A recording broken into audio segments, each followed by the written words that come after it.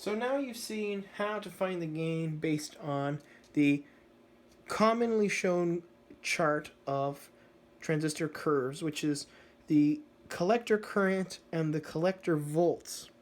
Now there's some other curves that are useful on finding some of the other H parameters, like your transistor's input impedance.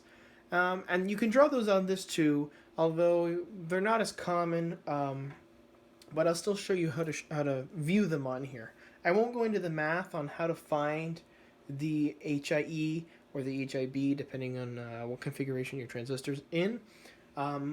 You can look that up. I'm sure it's available on the big World Wide Web. But I'll show you how to display them on here. It's very straightforward, and Tektronix made sure it was straightforward. It's written right here, base volts, base current, or base source volts.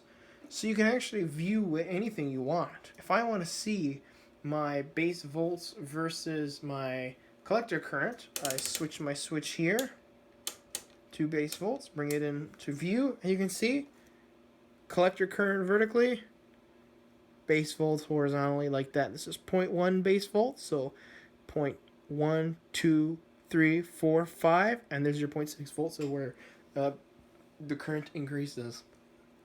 That's your junction voltage there. Now I can change this again, and I can put this into the base current or base source volts position. Now we're in base current mode right now on the step selector switch, which is the big switch down here.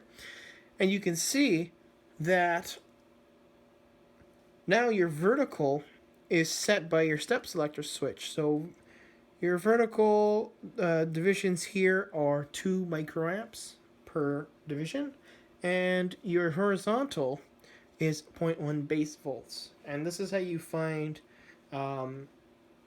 the HIE of a transistor, which is your transistor's input impedance, which is your change in base current divided by your change in base volts.